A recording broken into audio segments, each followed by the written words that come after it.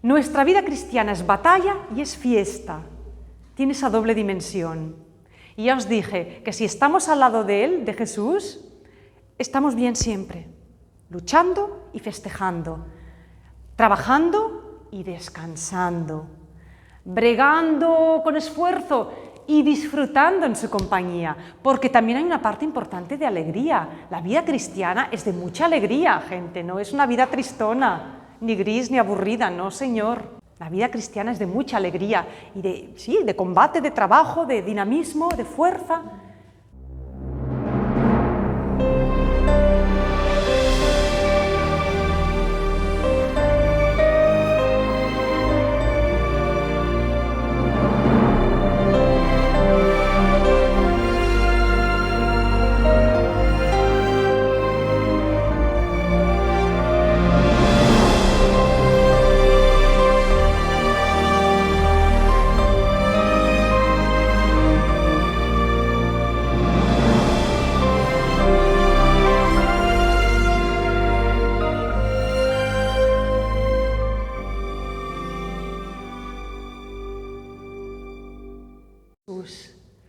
Tú bebiste el cáliz de la amargura, la copa de los mártires, y en cambio nos das el vino de la alegría.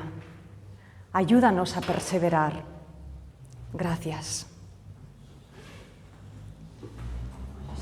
Hoy llegamos al cuarto septenario del Apocalipsis, las 7 copas.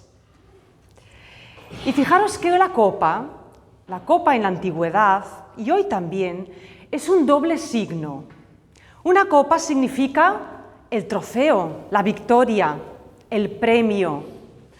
Pero una copa vertida, volcada, es la condena, es la derrota. Fijaros en este gesto. Este gesto significa vida, significa vencer, significa premio. Pero este gesto, el gesto de la copa vertida, significa la muerte, la condenación, la pérdida. Bien, pues las 7 copas del Apocalipsis tienen este doble sentido. El sentido de la victoria y de la derrota, de la gloria y la condena. Las copas del Apocalipsis son las copas del juicio. Vimos, si repasamos un poquito los septenarios, 7 cartas, 7 mensajes de aviso a las iglesias, 7 sellos, los 7 enigmas desvelados de la historia de la humanidad con sus dolores, sus tragedias, sus luchas, las 7 trompetas que anunciaban la llegada del reino de Dios, con todas las reacciones violentas que desataron en el mundo. Pues hoy tenemos las 7 copas del juicio. ¿Qué juicio? El juicio de Dios. El juicio de Dios sobre el mundo. Y hemos de ver estas copas, este juicio, a la luz de lo que es el libro del Apocalipsis. Recordad que es un escrito de un pastor exiliado a unas comunidades que sufren persecución. Es un mensaje a la comunidad perseguida y es un mensaje que les tiene que dar ánimo, fuerza, aliento para que perseveren. Por lo tanto, esta es la clave para entender este mensaje. Porque nos puede parecer que este juicio que vamos a recorrer hoy es muy duro, es muy fuerte, pero pensad en la situación que estaban viviendo aquellas comunidades de primeros creyentes que estaban siendo perseguidos, aprisionados, llevados a los anfiteatros y a los circos, muertos violentamente. Era un primer genocidio, una muerte planificada y sistemática de un grupo humano. Un hecho traumático para aquellas comunidades. Entonces, Juan, el autor del Apocalipsis, tenía que decirles: aguantad, perseverad, resistid, no os desaniméis, porque esto va a pasar.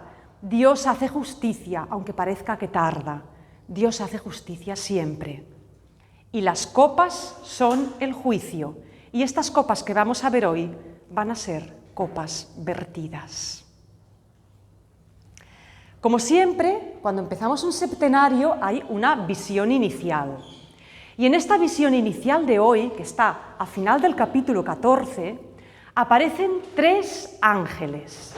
3 ángeles que son mensajeros de Dios. Los ángeles siempre traen un mensaje, son heraldos. Y estos 3 ángeles van anunciando. El primero dice, temed a Dios y adoradlo, los fieles, porque ha llegado la hora del juicio.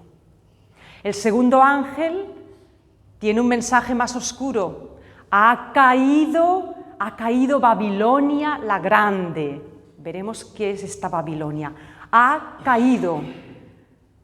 Ella, que se puso al frente de todas las naciones, se derrumbará estrepitosamente.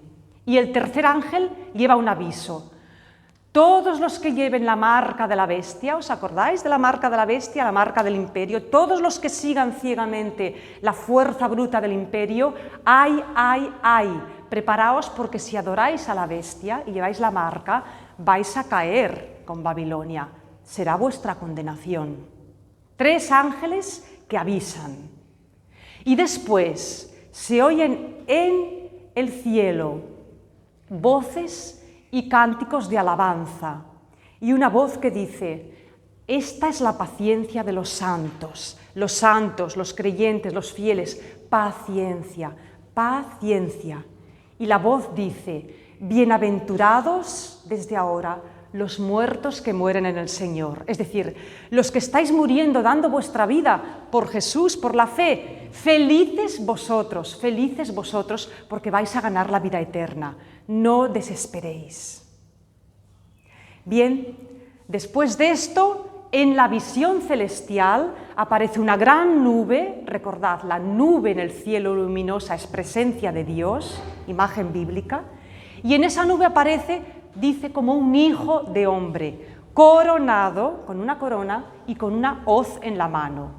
¿Quién es este hijo del hombre? Pues es Jesús, el Hijo de Dios. La corona es la realeza, las nubes, la nube es la divinidad. Jesús es Rey, es Dios. Y esa hoz en la mano, ¿qué significa? Es un símbolo del juicio. Acompañan a este Hijo del Hombre, acompañan a Jesús, unos ángeles que también llevan hoces. ¿Y qué van a hacer? El primer ángel va a bajar sobre la tierra, sobre unos grandes sembrados de mieses, de espigas, granadas, maduras, y va a empezar a segar las mieses, va a segar la cosecha. El segundo ángel va a segar, ¿qué va a segar? Va a segar racimos de uvas, va a emprender la vendimia, y esos racimos de uvas serán llevados al lagar, donde serán exprimidos. Y ese vino como sangre se derramará, inundará el mundo y la sangre subirá hasta una gran altura. Dice el libro del Apocalipsis, la sangre llegará hasta los frenos de los caballos por 1600 estadios, una inmensa inundación de sangre. ¿Qué significa esta siega de la mies y esta vendimia de esas uvas que son prensadas como un vino sangriento? La mies, recordad las parábolas de Jesús de la siembra de la cosecha. ¿Qué se hace con las mieses? Se siembran y se almacenan en el granero, son guardadas para el alimento. La siega de la mies significa que el ángel va a recoger a todos los santos, a todas las personas que dan buen fruto y serán salvadas. ¿Pero qué significa la vendimia de las uvas? Las uvas, el vino de la ira del Señor. Pues el vino nos recuerda la sangre. La vendimia de la uva va a ser la recolección de todos los que no han creído, de todos los que se han opuesto a Dios, de todos los que han derramado sangre. Y esa vendimia sangrienta se derramará y será como el castigo recibido por la culpa, por haber derramado tanta sangre. La siega de la mies es el premio, la salvación, la vendimia del vino es la condenación, la sangre, la muerte. Esta es la primera visión que nos habla del juicio, siega y vendimia. Pero entonces ya van a aparecer las señales que vamos a ver hoy, las 7 copas. Y estas 7 copas, el Apocalipsis las va a comparar con 7 plagas. ¿Dónde en la Biblia hemos visto 7 plagas, no 7 plagas, 10 plagas. En Egipto, en el Éxodo, las plagas que el Señor envió sobre Egipto, ¿para qué? Para avisar al faraón y a los egipcios de que Dios es poderoso y que dejen salir a Israel, liberen al pueblo elegido. Las plagas de Egipto tienen un paralelo en estas copas que van a ser como plagas.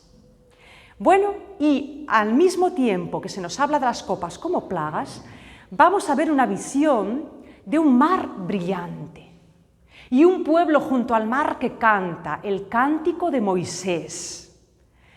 Hagamos memoria, Éxodo, mar. ¿Qué pasa en el Éxodo? El pueblo de Israel liberado cruza el Mar Rojo. Pero los egipcios que van detrás, ¿qué les ocurre en el Mar Rojo? Pues que el mar se les echa encima y los ahoga a todos. Y a orillas del mar, después de la victoria, el pueblo de Israel entona un cántico, el cántico de Moisés o el cántico de Miriam también. ¿Recordáis aquella escena? Miriam toma un pandero y todas las mujeres y todo el pueblo cantan. Alabanzas a Dios que nos ha liberado. Dios es grande, nos ha rescatado del poder de Egipto, nos ha liberado y a los egipcios los ha hundido a todos en el mar. Bueno, pues este mar brillante recuerda al Mar Rojo. Este pueblo que aclama a Dios cantando recuerda el cántico de Moisés. Y siguiendo con los paralelos entre esta visión y el Éxodo, dice, aparece el tabernáculo. El tabernáculo es la tienda en el desierto donde estaba el Arca de la Alianza, el templo portátil de Israel. Bueno, pues ese tabernáculo, el lugar de Dios, se abre y aparecen los 7 ángeles llevando las 7 copas. Es un paralelo entre la liberación de Israel de Egipto y la liberación de los santos que son perseguidos por el Imperio Romano, que están muriendo, que también van a ser rescatados y van a cantar un cántico de alabanza a Dios. Esta primera escena, que está al principio del capítulo 15, quiere ser como una remembranza de la liberación del Éxodo. Juan dice a sus comunidades, igual que los israelitas fueron rescatados de los egipcios, vosotros seréis rescatados de Roma. Y el Señor Dios va a enviar unas plagas sobre el gran imperio. Entonces del tabernáculo salen 7 ángeles que llevan 7 copas y las van a derramar sobre el mundo. Y vamos a ver una tras otra qué significan estas 7 copas. Nos va a recordar un poquito las 7 copas a las 7 trompetas, porque van a abarcar todas las dimensiones del mundo. La primera copa, el ángel la derrama sobre la tierra. ¿Y qué ocurre? Pues que los habitantes de la tierra se ven aquejados de unas úlceras dolorosas, terribles, que los enferman y es que no pueden soportar el dolor. Enfermedad y dolor en la tierra. Primera plaga. La segunda copa se vierte sobre el mar. ¿Y qué le pasa al agua del mar? Que se convierte en sangre y todos los seres vivientes de las aguas mueren. Muerte en el mar. Tercera copa, sobre los ríos, las fuentes y los manantiales, igual que la tercera trompeta que sonó sobre las aguas dulces. Pues esta tercera copa también va a convertir las aguas en sangre. Y una voz dirá, habéis derramado tanta sangre de los santos, de los mártires, de los fieles, pues ahora vais a beber esa sangre en el agua de vuestros ríos. Es el castigo. La cuarta copa se va a verter sobre el sol. El sol. ¿Y qué le ocurre al sol? El sol empieza a arder y brilla tanto y envía tanto calor a la tierra que la abrasa. Y la gente se abrasa de calor, se abrasa con la luz y el fulgor del sol. Y entonces la gente empieza a sufrir tanto que empiezan a maldecir a Dios. Pero no se arrepienten de nada, ni por un momento piensan en convertirse. ¿Qué significa el sol? La copa sobre el sol. Mirad, el sol, desde muy antiguo, siempre ha sido un símbolo del poder. Los reyes, los dioses, el poder se asociaba a la luz del sol, porque el sol es el astro más poderoso. El sol tiene un fulgor que nada lo puede vencer. ¿Y qué pasa con el poder? Pues que el poder quema. Cuando el poder se hace excesivo sobre la tierra, cuando un gobierno, un rey, un régimen, un país tiene excesivo poder, ¿qué acaba haciendo? Quema a las gentes, las aplasta, las oprime. Pero es que el poder quema también a los poderosos. Y las gentes sufren y ya no aguantan más. Pero ¿qué ocurre aquí? Que a pesar del dolor y de la opresión del poder, muchas personas no se les ocurre pensar que esto es un aviso y no se arrepienten, no se convierten. El poder duele y quema. La quinta copa. ¿Sobre dónde cae la quinta copa? Sobre el trono de la bestia, léase, el trono del imperio, el trono del emperador, el trono de los jefes, de los que mandan, cae sobre el trono. ¿Y qué ocurre también? Úlceras, enfermedad y dolor. El reino, si la copa del castigo cae sobre el rey, todo el reino sufre, el reino se hunde en las tinieblas, en el caos, en un sufrimiento terrible. Es todo un desastre y la gente ya no aguanta más. El poder inicuo, el poder cruel, acaba sumiendo a los países en el caos. Y esto lo hemos visto en la historia del mundo. Ya no es que sea un castigo de Dios, es que cuando alguien ejerce un poder excesivo y se pasa, lo hemos visto. ¿Qué ocurre con las dictaduras terribles, con los regímenes autoritarios? Que el país acaba sumiéndose en la pobreza y en el terror. Y esto pasa, ha pasado y pasa, está pasando. La copa sobre el trono. Pues el trono acabará destruyendo a su propio reino. La sexta copa se vierte sobre el río Éufrates. ¿Por qué sobre el río Éufrates? El Éufrates era uno de los grandes ríos de Mesopotamia y es el río que pasa por la ciudad de Babilonia. Un río muy importante. ¿Qué ocurre con este Éufrates? Pues que el río, al caer la copa sobre él, se seca. Un gran río se seca y se convierte en un valle árido, en un desierto arenoso, en medio de un gran territorio llano. Y en ese valle seco, dice el libro del Apocalipsis, se congregan los ejércitos de muchas naciones para librar la gran batalla. Una batalla que será la batalla de Armagedón, el valle de Megido, y allí los reyes irán a luchar y a morir. ¿Qué significa esto? Éufrates, el río de Babilonia, el gran río. Mesopotamia, el país entre ríos. Es una zona que históricamente ha sido siempre muy importante y es una zona donde se han librado grandes batallas. Y hoy, ¿qué país está ahí? Irak. Sigue siendo una zona de batalla. Hoy por el petróleo, antes por la tierra, por el agua. Es un terreno disputado. Siempre ha sido un territorio de muchas guerras. Entonces, el valle se seca y ya no hay agua, por tanto, ahí se van a congregar los reyes de muchas naciones poderosas para guerrear. Pues sí, fue un lugar donde batallaron reyes babilonios, asirios, hititas, egipcios, arameos, israelitas también.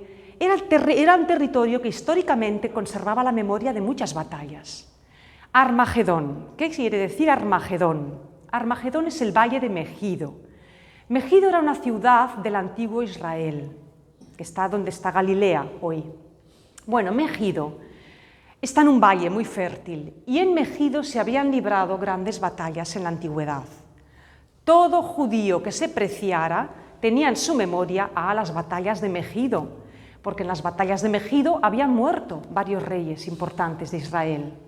Entre ellos el rey Josías, que fue un gran rey, un rey muy bueno, que luchó por el culto a un solo Dios, a Yahvé.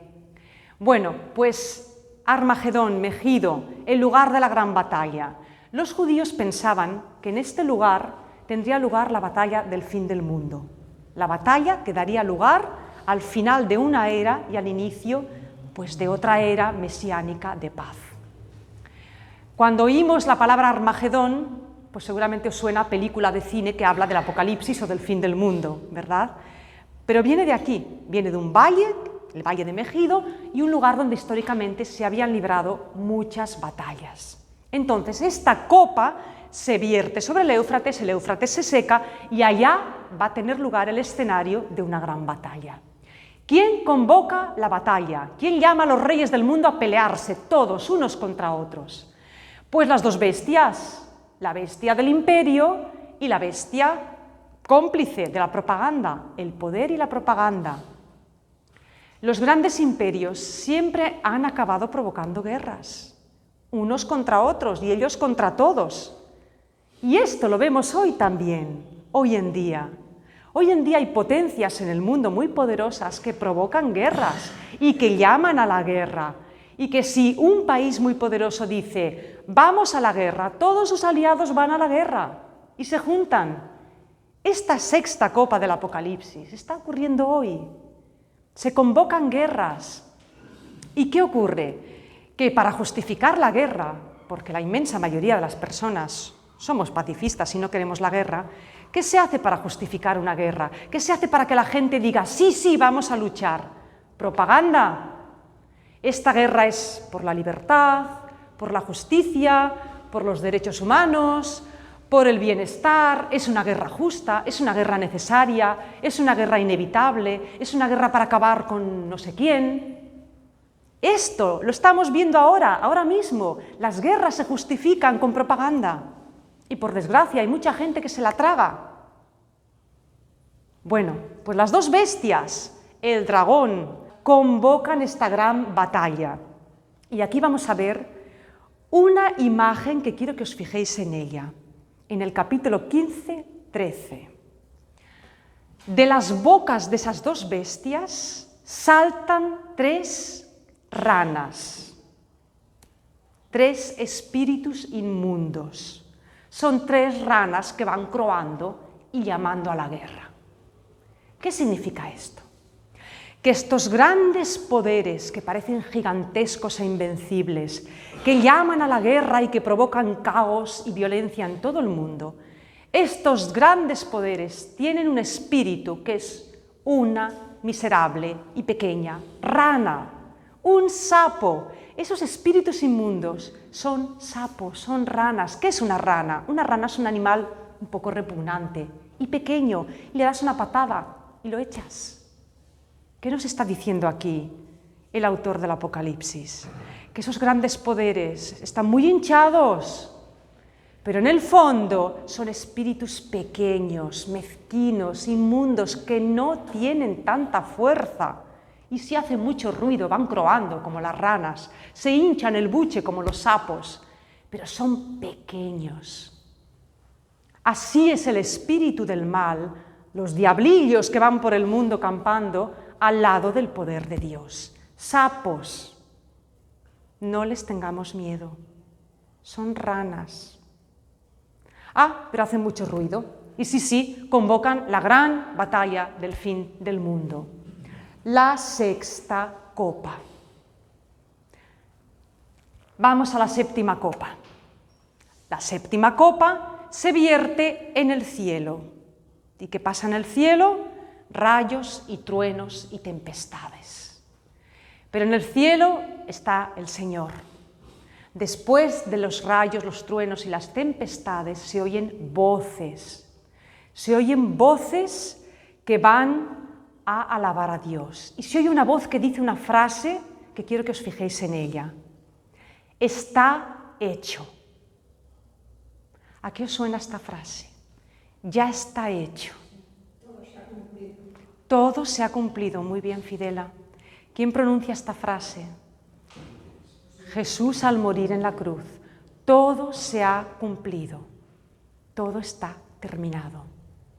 Estas palabras de que se oyen desde el cielo vienen a decir, ya está, el juicio se ha cumplido, la bestia ha hecho todo el daño que ha podido, pero ahora viene el juicio, todo se ha cumplido. Y el juicio, el auténtico juicio de Dios, es el juicio desde la cruz.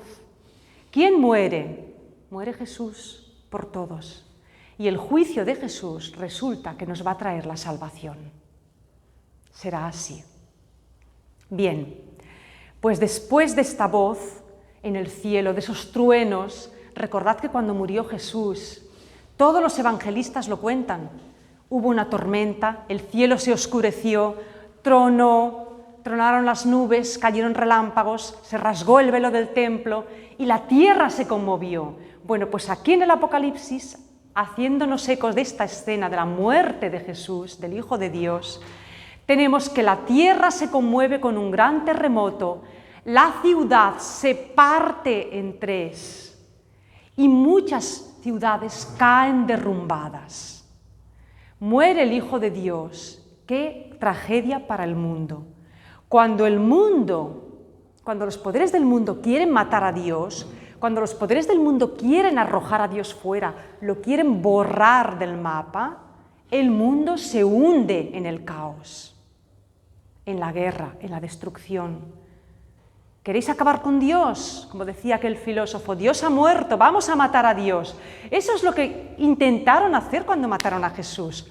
Querían matar a Dios, al autor de la vida. Pues si queréis matar a Dios, el mundo se hunde.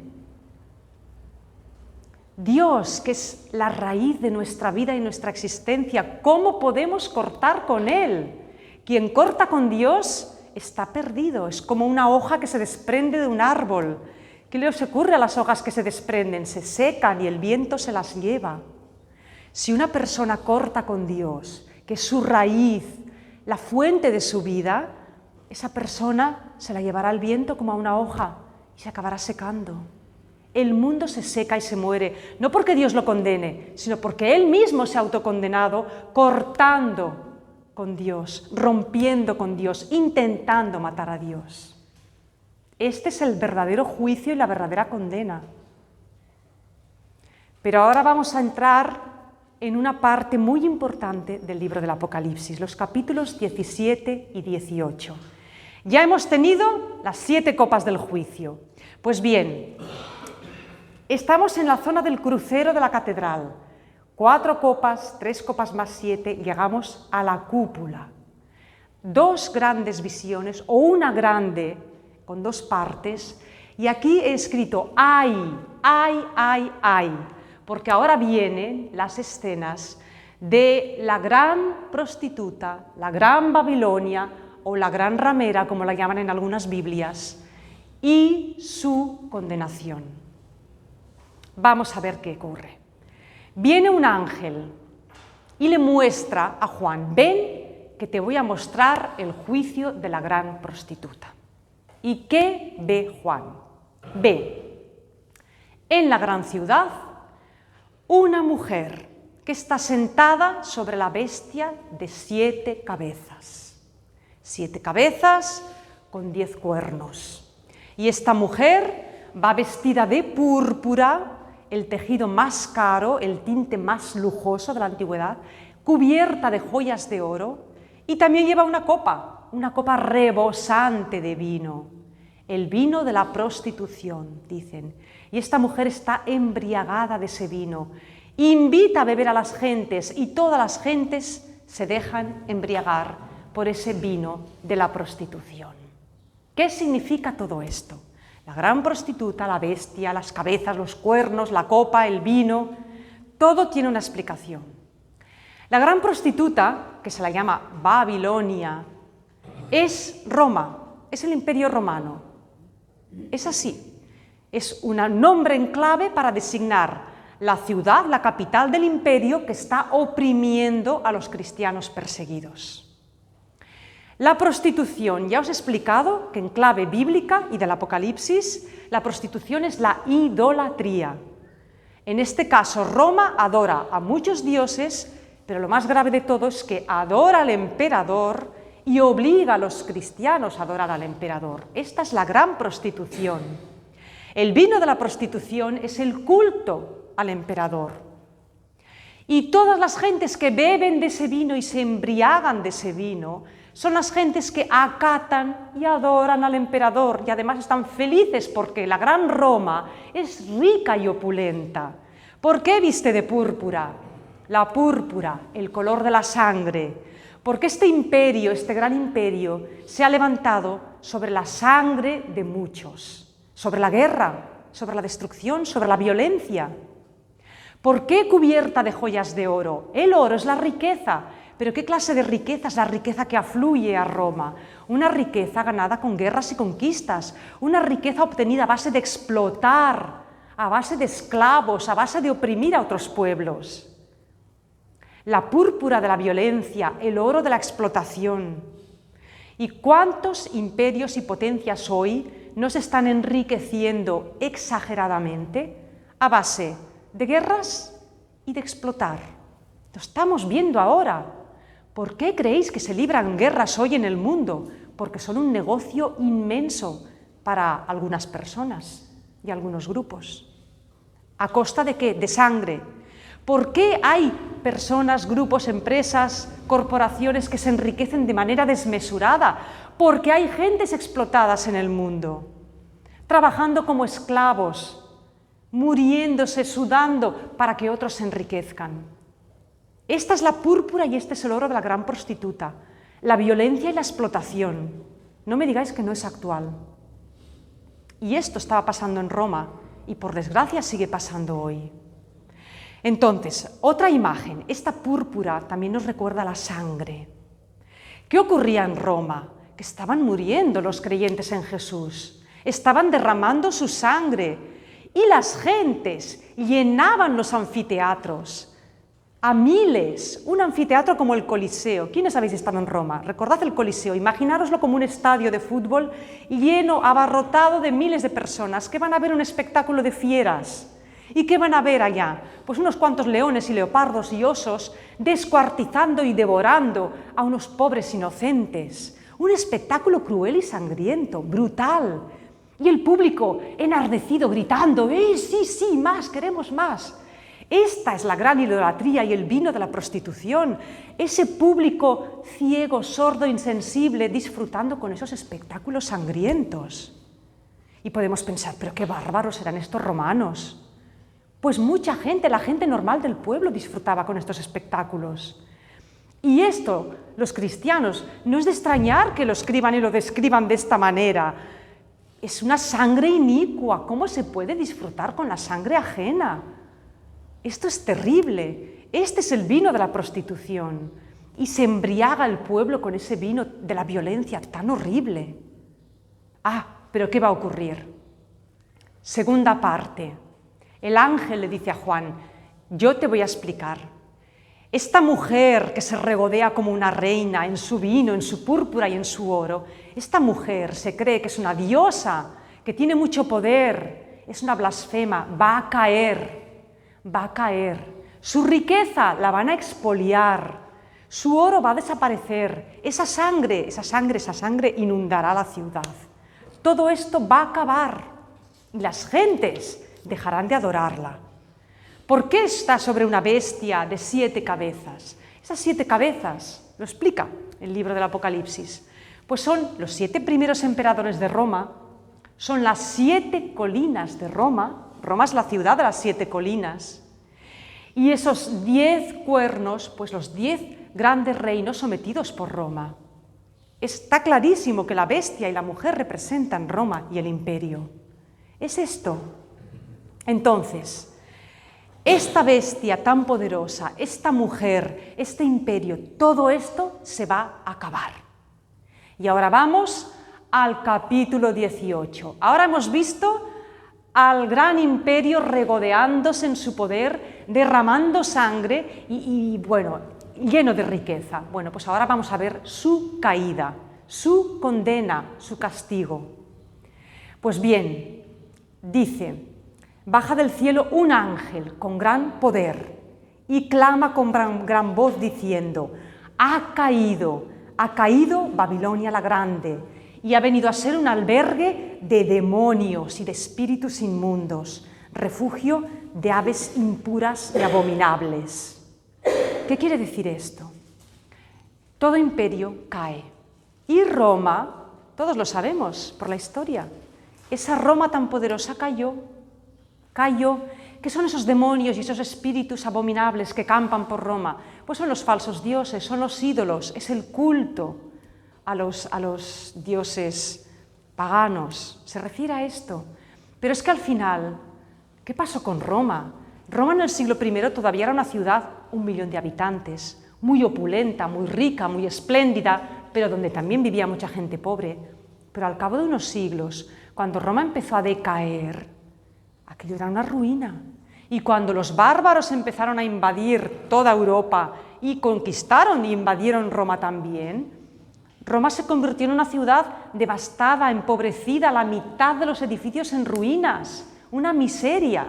Esto iba a suceder, el Apocalipsis es profético en este sentido. Todos los grandes imperios ven llegar su día.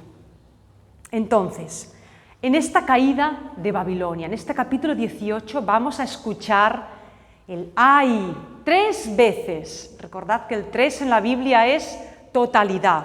Ay, ay, ay de la gran ciudad. Ay de la gran ciudad, de la gran Babilonia, la poderosa. En una hora vendrá tu juicio.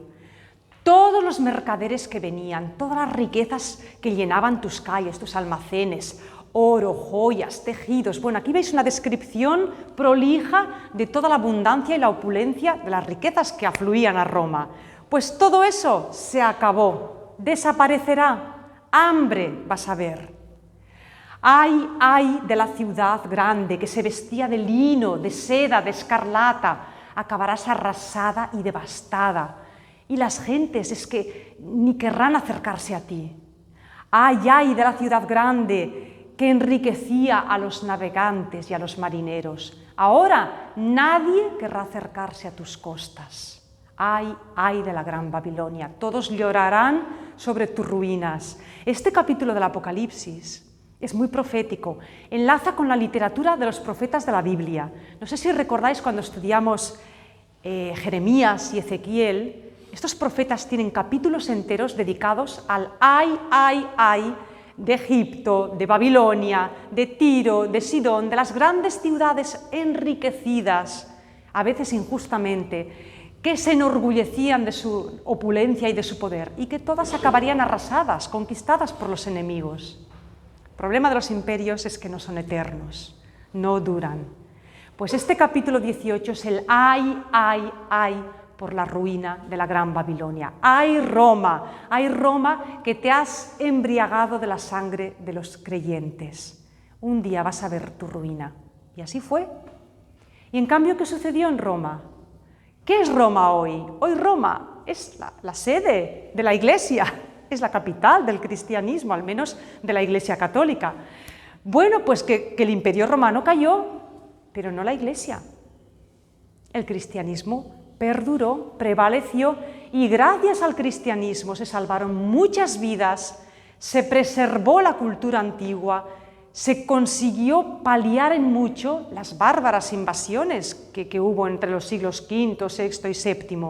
El cristianismo salvó muchas cosas, muchas, y prevaleció.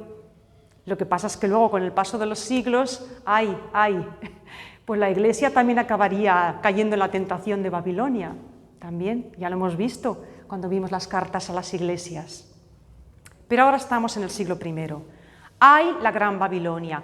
Juan está diciendo a las comunidades cristianas, aguantad, perseverad, resistid, porque este imperio que os está matando, le llegará su hora, Dios lo va a juzgar, resistid. Y en cambio, los que habéis muerto, los que habéis dado vuestra vida por Jesús, os va a venir el momento de la victoria, recibiréis la copa de la victoria, de la vida eterna. Bien, después de este juicio sobre Babilonia, nos vamos a quedar solo en el principio del capítulo 19, que es la última visión celestial, ya no la visión de la ruina de la gran Babilonia, sino una visión celestial. Se abre el cielo, se oye una voz como de gran multitud. ¿Qué son las voces del cielo? Los ángeles, los santos, aquellos 24 ancianos, los 4 vivientes. Y si antes hemos escuchado 3 ayes por Babilonia, por Roma, ahora vamos a escuchar 4 aleluyas. 4 aleluyas. La aleluya es un grito en hebreo que quiere decir alabad a Dios. Aleluya. Y se ha conservado la palabra así. Bueno, aleluya, porque la salvación y el poder son de nuestro Dios. y sus juicios son justos. Aunque no lo parezca, Dios hace justicia. ¡Aleluya! ¡Ay, aleluya! Porque ha juzgado a la gran ramera. Esto es un aleluya un poco de alivio y de revancha. Pues sí ha juzgado, ha desaparecido. ¡Aleluya! Alabad a Dios todos sus siervos, alabad a Dios, adoradlo, no perdáis nunca de vista la presencia de Dios. Y aleluya, porque Dios al final afianzará su reino, su reinado. Y ahora vamos a alabarlo porque llega el momento de las bodas del Cordero. ¿Recordáis que ya la semana pasada vimos una visión del Cordero y los fieles? Pues ahora son las bodas del Cordero. ¿Qué son estas bodas del Cordero? Que está con su corona y que recibe a la novia vestida de blanco lino, el color de la santidad, el color de las buenas obras de los santos. Dichosos los invitados al banquete. Mirad, las bodas del Cordero. Jesús ya había utilizado esta imagen varias veces en el Evangelio, la boda. Y en la Biblia, en el Antiguo Testamento, es una imagen típica. Dios es el novio, el Cordero es el novio, el Cordero es Jesús, el Hijo de Dios hecho hombre, Dios hombre. La novia es el pueblo de Dios. En el Antiguo Testamento la novia era el pueblo de Israel, la esposa, la novia, la amada. ¿Quién es ahora la novia? El pueblo, la comunidad de los creyentes. Y esa novia que va vestida de blanco, ¿por qué? Porque ha sufrido tanto y se ha mantenido fiel. Y por resistir, por perseverar, por sus buenas obras, está revestida de claridad, de santidad, el color blanco del bien, de la bondad. Bueno, pues el Cordero, Jesús, se va a desposar con la comunidad. Dios se desposa con la humanidad. Este es el gran mensaje en el fondo de toda la Biblia. Ya los antiguos profetas lo decían, Dios es el esposo, el amante fiel. El pueblo es la esposa y la esposa no siempre es fiel. Ya vimos que los profetas a veces llamaban a Israel personificándolo como una esposa. Cuando era fiel era la esposa fiel, pero cuando era infiel, pues el pueblo era la gran prostituta, era la que se prostituía y se iba con otros. Esta imagen la recoge el Apocalipsis, pero aquí en las bodas del Cordero tenemos una novia fiel y un novio que la recibe. ¿Y qué hace el esposo por la esposa? El esposo se entrega a la esposa, da su vida por ella. ¿Qué es lo que ha hecho Jesús por nosotros? Se ha entregado, ha dado su vida hasta la última gota de sangre. ¿Qué hace la esposa en correspondencia? ¿Qué hace una novia con su novio, con su esposo? Se entrega a él. Lo decimos en las frases estas tan bonitas de la fórmula del matrimonio.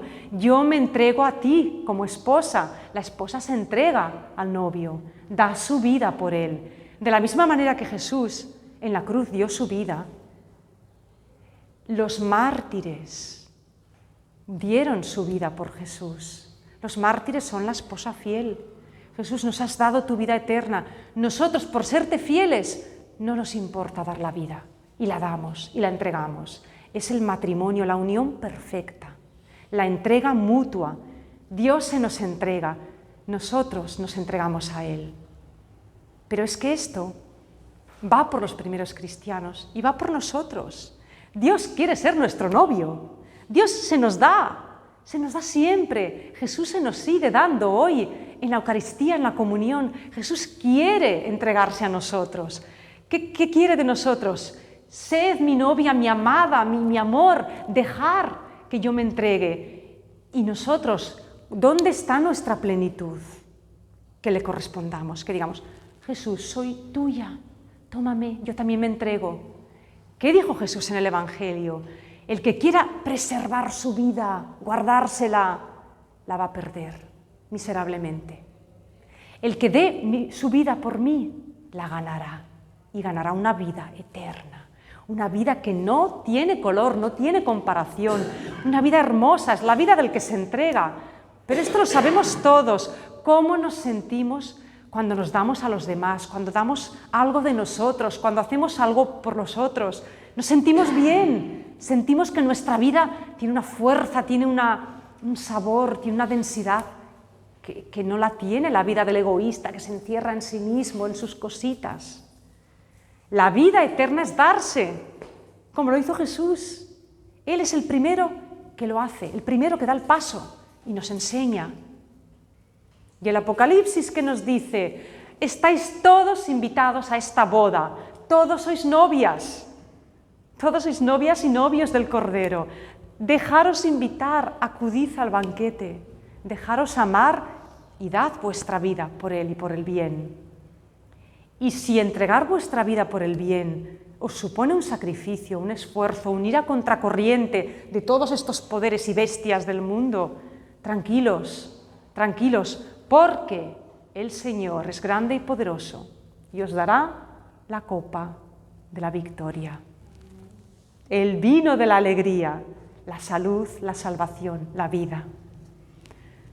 Así sea, gente. Gracias. Gracias.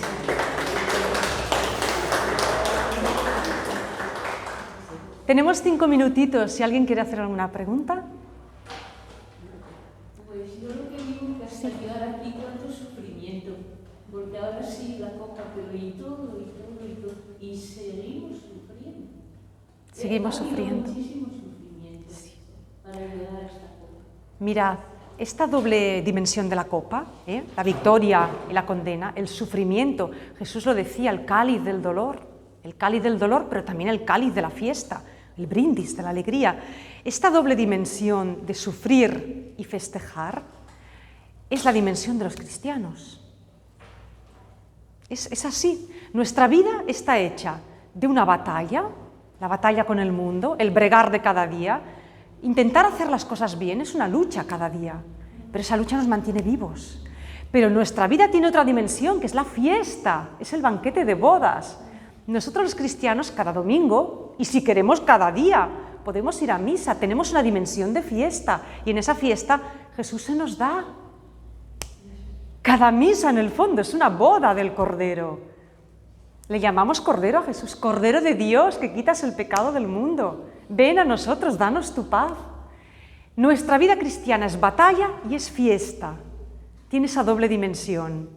Y ya os dije que si estamos al lado de Él, de Jesús, estamos bien siempre, luchando y festejando, trabajando y descansando, bregando con esfuerzo y disfrutando en su compañía, porque también hay una parte importante de alegría. La vida cristiana es de mucha alegría, gente, no es una vida tristona, ni gris, ni aburrida, no señor, no señor.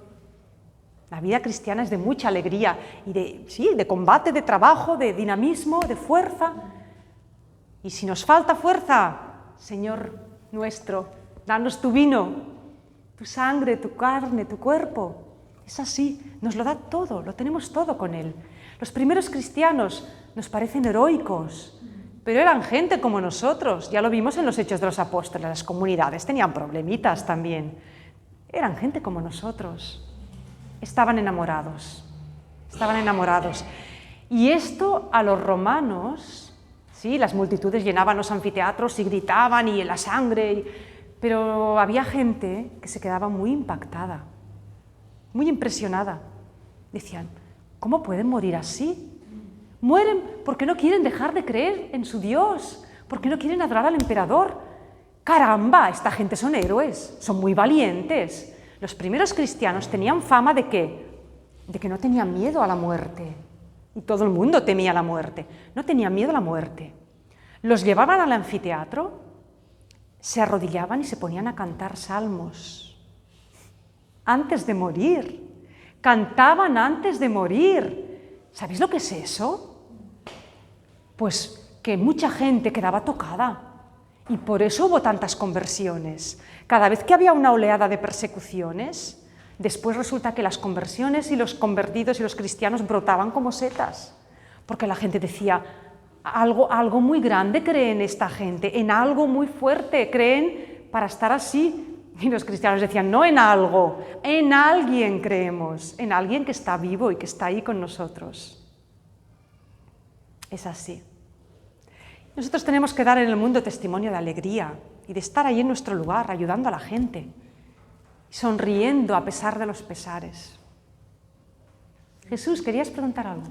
No, en la Biblia que yo tengo, sí. dice dice al principio, al tratarse de profecías, la mayoría aún no cumplidas, la interpretación se hace sumamente difícil. A veces se torna prácticamente imposible.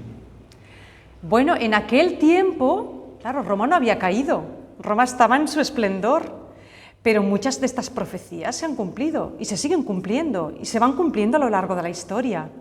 Roma cayó, otros imperios han caído y el imperio en el que estamos ahora también va a caer.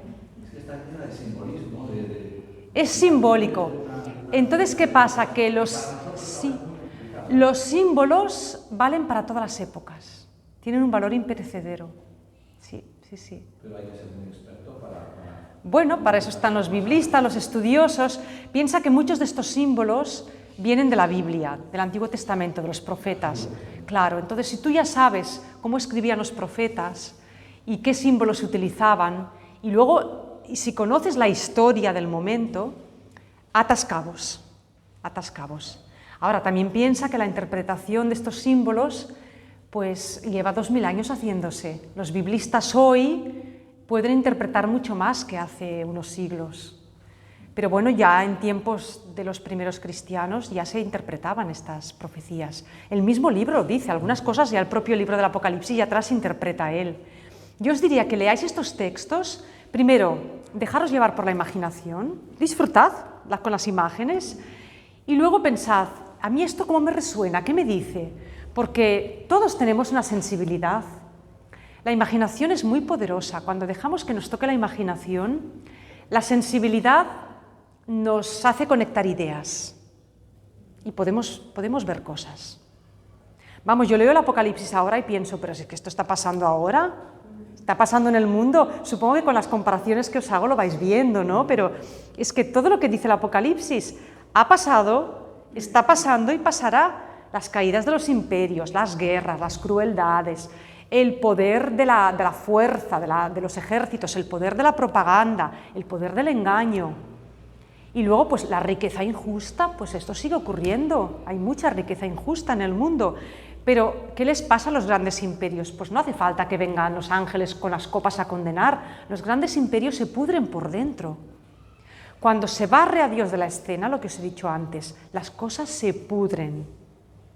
Y tardan más o tardan menos. Cuando Juan escribió esto, no se habían cumplido estas profecías de la caída de la Gran Babilonia. Pero 3 siglos más tarde, estamos hablando del siglo I, años 90. Roma cayó en el 400 y pico, pero cayó, o sea, esto ocurrió. Roma pasó de tener 1 millón de habitantes a tener 20, 30.000. Un pueblico, la mitad en ruinas, o más de la mitad. O sea, dar tiempo al tiempo, las cosas pasan. Nosotros en nuestro momento actual, ¿qué nos toca hacer? Pues mirad, en otra frase que aparece por estos capítulos dice, me parece que es antes de la 4ª o de la 5ª copa, yo vengo como un ladrón, estad alerta y vigilantes. Las parábolas de la vigilancia de Jesús, las 10 vírgenes, el siervo que está esperando a su amo, voy a venir a la hora que menos te esperes.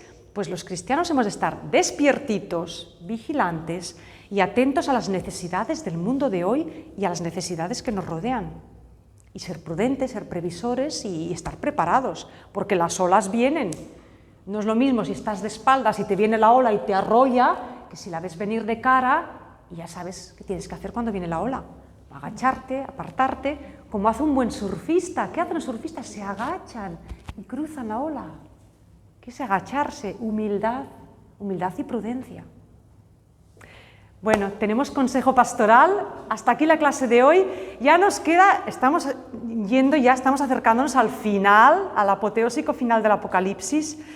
Si queréis, mirad, ya nos queda muy poquito, yo os invitaría a leer los 3 últimos capítulos, 20, 21 y 22. Empezar por el 19, Cristo Rey, por el 19, 20, 21 y 22. Si tenéis ánimos, leer los 4 últimos, que no son tan largos, y los vamos a comentar en las próximas clases que llegan. Gracias.